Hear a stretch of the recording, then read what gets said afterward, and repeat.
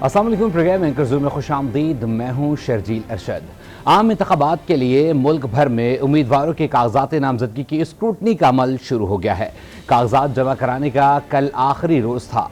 उम्मीदवारों को कागजात नामजदगी जमा कराने के लिए पहले 3 रोज़, उसके बाद 2 रोज़ की तौसीह के साथ कुल 5 रोज़ का वक्त दिया गया, जो ख़त्म हो गया। उम्मीदवारों के कागजात नामजदगी की जाँच पड़ताल 30 दिसंबर तक जारी रहेगी। 3 जनवरी को कागजात नामजदगी और इसके साथ मंजूरी और मुस्तरद होने पर अपीलें दायर हो सकेंगी। इलेक्शन कमीशन के आदाद-ओ-शुमार के मुताबिक मुल्क भर से कुल 28,626 कागजात नामजदगी जमा करवाए गए हैं, जिनमें कौमी असम्बली की जनरल नशिस्तों पर 7,913 कागजात नामजदगी जमा किए गए हैं, जबकि सूबाई असम्बली के लिए कुल 18,546 कागजात नामजदगी जमा करवाए गए हैं। इसी पर बात की जाए अगर लाहौर की, तो लाहौर में भी कागजात नामजदगी जमा करवाए गए हैं। लाहौर से आम इंतखाबात 2024 के लिए कौमी असम्बली की नशिस्तों पर 400, जबकि 30 सूबाई असम्बली की नशिस्तों पर 1,408 उम्मीदवारों ने कागजात नामजदगी जमा कराए हैं। आज से उम्मीदवारों के कागजात नामजदगी के लिए स्क्रूटनी का अमल भी शुरू हो गया है। मजीद देखते हैं लाहौर से रिपोर्ट। लाहौर से हल्का NA 130 से मुस्लिम लीग नून के कायद मियां मोहम्मद नवाज शरीफ के मद्दे मुकाबिल PTI की डॉक्टर यास्मीन राशिद होंगी। NA 119 से मुस्लिम लीग नून की चीफ ऑर्गेनाइजर मरियम नवाज इस्तेहकाम पाकिस्तान पार्टी के सदर अलीम खान के खिलाफ इलेक्शन लड़ेंगी। NA 127 से चेयरमैन पीपल्स पार्टी बिलावल भुट्टो लीगी रहनुमा शाइस्ता परवेज मलिक के मद्दे मुकाबिल होंगे। हल्का NA 123 से सदर नून लीग शहबाज शरीफ PTI के एडवोकेट अफजाल पहाड़ के खिलाफ इलेक्शन लड़ेंगे। NA 118 से हमजा शहबाज PTI के मोहम्मद खान मदनी और गुलाम महिउद्दीन के मद्दे मुकाबिल होंगे, जबकि NA 128 से रहनुमा PTI शफकत महमूद और सलमान अकरम राजा लीगी रहनुमा हाफिज मियां मोहम्मद नुमान के खिलाफ मैदान में उतरेंगे। पंजाब में कौमी और सूबाई असम्बलियों की जनरल और मखसूस नशिस्तों पर मजमूई तौर पर 13,823 कागजात नामजदगी वसूल हुए। कौमी असम्बली की जनरल नशिस्तों पर 3,594 मर्द और 277 खवातीन ने कागजात नामजदगी जमा करवाए हैं। उम्मीदवारों की हतमी फहरिस्त 13 जनवरी को मंजर आम पर आएगी, जिसके बाद उन्हें इंतखाबी निशान जारी किए जाएंगे। लाहौर की सूरत-ए-हाल जाने रुख करेंगे पेशावर का। पेशावर में भी कौमी और सूबाई असम्बली की नशिस्तों के लिए इंतखाबी उम्मीदवारों के कागजात नामजदगी की जांच पड़ताल शुरू कर दी गई है। पेशावर की 5 कौमी और 13 सूबाई असम्बली की नशिस्तों के लिए 634 उम्मीदवारों ने कागजात नामजदगी जमा करवाए। पेशावर से कामरान अली ने रिपोर्ट तैयार की है, वो देखते हैं। पेशावर की 5 कौमी और 13 सूबाई असम्बली की नशिस्तों के लिए 434 उम्मीदवारों ने कागजात जमा करा दिए हैं, जिसमें 29 खवातीन, 604 मर्द और 1 ख्वाजा सरा शामिल है। मैं PK 81 से लड़ रही और इंशाल्लाह हार जीत हर मैदान में होती है, लेकिन जब मैंने कागजात जमा कर रही थी तो बहुत से इश्यूज आ रहे, लेकिन मैंने सारी बातों को अनफेस की, क्योंकि हमारी कम्युनिटी को हमेशा के तौर पर इग्नोर किया जाता है। मैं अपनी कम्युनिटी के जो मसले मैसले उनको कौमी असम्बली तक लाऊंगी। सियासी जमातों की जानिब से खवातीन मखसूस नशिस्तों के लिए तरजीही फहरस्त भी सामने आ गई। PPP की साबिक MP निगत और अगजई ने सोशल मीडिया पर पार्टी से शिकवा करते हुए लिखा कि पार्टी ने मेरे साथ मजाक किया है, क्योंकि कागजात सूबाई असम्बली के लिए जमा किए और पार्टी ने कौमी असम्बली के लिए नाम दे दिया, इसलिए कागजाती नामजदगी वापस ले रही हूँ। 30 दिसंबर तक कागजाती नामजदगी की स्क्रूटनी का अमल जारी रहेगा। ताहम कौन किस पार्टी से इंतखाब के लिए अहल होगा, इलेक्शन कमीशन की जानिब से फहरिस्त जारी होने के बाद वाज़ेह हो जाएगा। कैमरामैन अब्बास अली के साथ कामरान अली, आज न्यूज़ पेशावर। पेशावर के बाद रुख करते हैं सिंध का। सिंध में क्या सूरत हाल है? सिंध भर से कौमी और सूबाई असम्बली की 9,140 उम्मीदवार मैदान में आए हैं। कराची से कौमी असम्बली की 22 नशिस्तों पर 809 और सूबाई असम्बली की 47 नशिस्तों के लिए 2030 फॉर्म जमा करवाए गए हैं। सिंध में कौमी असम्बली की 61 नशिस्तें और सिंध असम्बली की 130 सीटें हैं। इलेक्शन कमीशन के रिकॉर्ड के मुताबिक दोनों ऐवानों की जनरल नशिस्तों पर 9,140 नामजदगी फॉर्म जमा हुए। खवातीन की मखसूस नशिस्तों और अक़लियतियों की सीटों के लिए 552 फॉर्म जमा कराए गए। कौमी असम्बली की जनरल सीटों के लिए 2,555 फॉर्म जमा हुए। कराची में कौमी असम्बली की 22 नशिस्तों पर 809 फॉर्म जमा हुए। कौमी असम्बली में खवातीन की मखसूस नशिस्तों के लिए 118 कागजात जमा कराए गए। इसी तरह सिंध असेंबली की आम नशिस्तों के लिए 6,585 फॉर्म जमा हुए। कराची में सूबाई असेंबली की 47 नशिस्तों के लिए 2,030 फॉर्म जमा कराए गए। सूबाई असेंबली में खवातीन की मखसूस नशिस्तों पर 309 फॉर्म जमा हुए। सूबाई असेंबली के लिए अक़लियतियों के 125 फॉर्म जमा करवाए गए। कराची से कौमी असेंबली के हल्का NA 242 से शहबाज शरीफ ने फॉर्म जमा कराया। MQM के मुस्तफा कमाल, PP के कादिर खान मंदुखेल भी इसी हल्के से उम्मीदवार हैं। कराची के हल्का NA 250 से MQM के सरबराह खालिद मकबूल सिद्दीकी, जमात इस्लामी कराची के अमीर हाफिज नईमुर रहमान, पीपल्स पार्टी के ख्वाजा सुहेल मंसूर और तहरीक इंसाफ के उम्मीदवार सिद्रा इमरान मद्दे मुकाबिल है। कराची ही के हल्का NA 239 लियारी को पीपल्स पार्टी का गढ़ समझा जाता है। यहाँ से 31 उम्मीदवारों ने कागजात जमा करवाए हैं।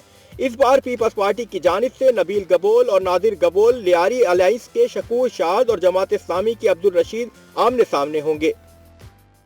अब बात कर लीजिए इन तमाम तर सूरत हाल पे। इस्लामाबाद से हमें ज्वाइन करें ब्यूरो चीफ इस्लामाबाद तारिक चौधरी, लाहौर के ब्यूरो चीफ सलीम शेख भी हमें ज्वाइन करेंगे, जबकि कराची से नुमाइंदा आज न्यूज़ शमील अहमद हमें ज्वाइन करेंगे। रुक करेंगे इस्लामाबाद का तारिक चौधरी से हम जानते हैं। तारिक साहब, आज बात की जा रही है, अब स्क्रूटनी का अमल शुरू हो चुका है। सो क्या समझते हैं कि तकरीबन 2 करोड़ से ज़ायद जो है नए वोटर इन हो रहे हैं, पहली दफ़ा अपना वोट डालेंगे।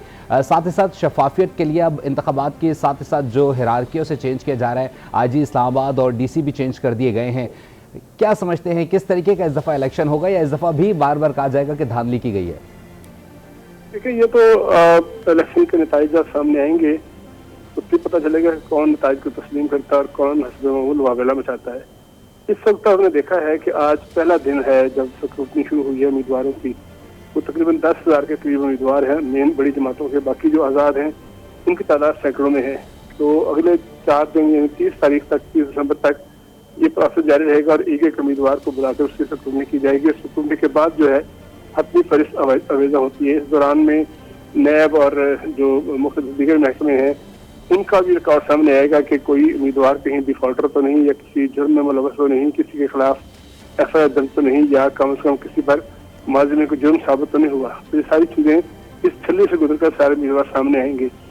साथ साथ जो है जो शिकायतें हैं वो डेफिनेटली शिकायतें हैं। मसलन PTA को शिकायत थी तो उसके उम्मीदवारों से कागज छीने जा रहे हैं, लेकिन आज जब आदादोशुमार सामने आए हैं तो पता चला कि सबसे ज्यादा उम्मीदवार जो हैं कागज 2434 उसके उम्मीदवार हैं जिन्होंने मुख्तलिफ हल्कों से कौमी सूबाई के कागज जमा कराए हैं। तो अगर ये छीनने वाले वाकया तो वाकई हो रहे होते, सचमुच हो रहे होते, तो फिर इतनी बड़ी तादाद में, सबसे बड़ी तादाद में इस वक्त जो है कैंडिडेट वो PTA के पास है। साहब, लाहौर में कल SHO की जानिब से कागजात छीने गए थे, फिर अदालत की जानिब से हुक्म पर वो SHO वापस लेके आया है। छीने तो जा रहे थे कागजात। जी, ये देखिए आपकी राय है। मैं ये कह रहा हूँ कि अगर 2434 बिल्कुल सर मेरी जी 2434 उम्मीदवारों में से अगर एक वाकया ऐसा हुआ है, इसका मतलब ये तो नहीं कि पूरे मुल्क में मुद्देजाम ठहरा दिया जाए और सिस्टम को कहा जाए कि उसने छीने जा रहे हैं। एक का वाकया हर जगह होते हैं और उन वाकयात की फिर आप खुद तस्दीक कर रहे हैं कि उसका अजाला भी हुआ है।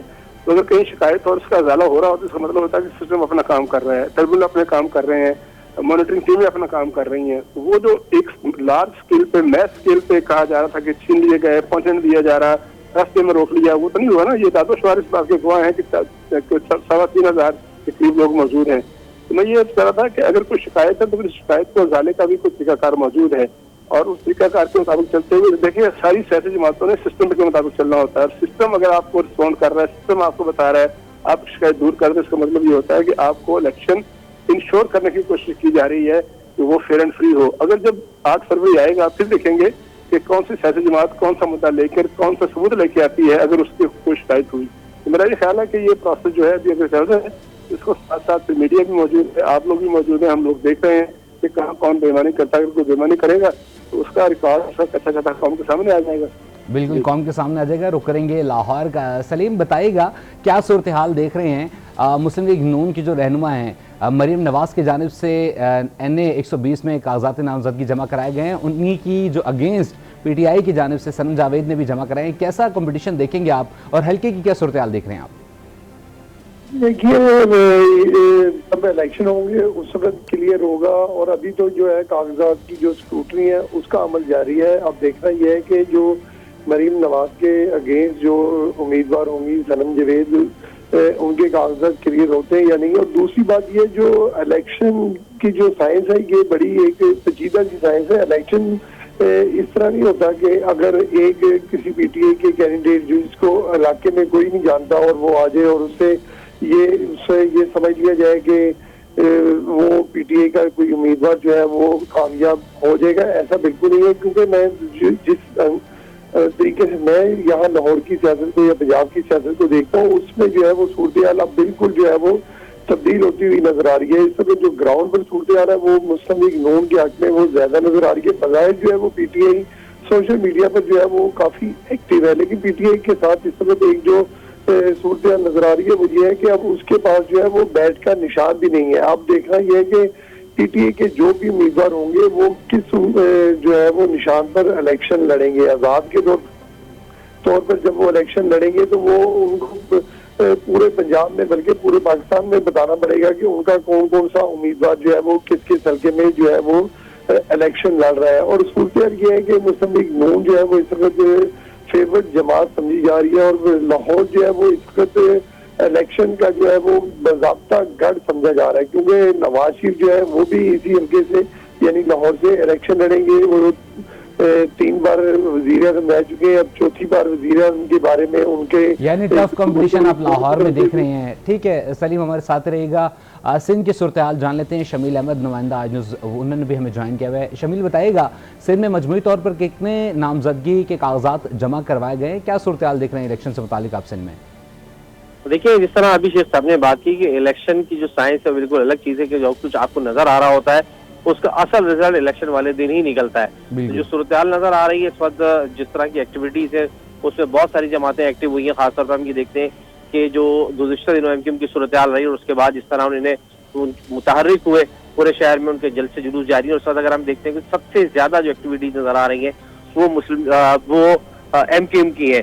जबकि मुस्लिम लीग की जानिब से भी देखते हैं कि शहबाज शरीफ के कागजात नामजदगी जो है कराची से जमा कराए गए। जिस हल्के से यानी 242 से शहबाज शरीफ इलेक्शन लड़ रहे हैं वहीं से एमक्यूएम के मुस्तफा कमाल भी मौजूद हैं, जबकि इनमें सीट एडजस्टमेंट की बात भी हो रही थी। तो अभी हम ये देखते हैं कि तकरीबन 809 फॉर्म जो है वो कौमी असम्बली के हल्के पर और तकरीबन 2500 से जायद फॉर्म जो है सूबाई असम्बलियों की नशस्तों पर जमा हुए हैं। और जिस तरह अभी इससे पहले भी बात हुई कि हम ये भी देख रहे हैं कि पीटीआई के जो उम्मीदवार हैं वो अपने कागजात नामजदगी जमा करवा चुके हैं और उनकी बाकायदा लिस्ट भी लगी है। और कराची में भी हमने ये देखा कि अगर उनके कोई जो उम्मीदवार है वो आए हैं और उन्होंने फॉर्म अपने जमा कराए तो उन्होंने बाकायदा मीडिया पे बात भी की और अपना तारुफ भी कराया। तो जहां तक कराची की और इलेक्शन की बात है भी इस तो वक्त काफी गहमा गहमी देखी जा रही है। लाहौर से में सलीम शेख, इस्लामाबाद से तारिक चौधरी और सिंध की सूरत हाल से में अपडेट शमील अहमद, आप तीनों का बहुत शुक्रिया। इलेक्शन के हवाले से अगर बात की जाए तो 30 दिसंबर तक इस वक्त स्क्रूटनी का अमल जारी है। उसके बाद 3 जनवरी को अपीलें दायर की जा सकेंगी। प्रोग्राम में आज इलेक्शन के दूसरे मरहले को डिस्कस किया जाता है। इसी के साथ ही पूरी टीम को दीजिए इजाज़त। अल्लाह निगहबान।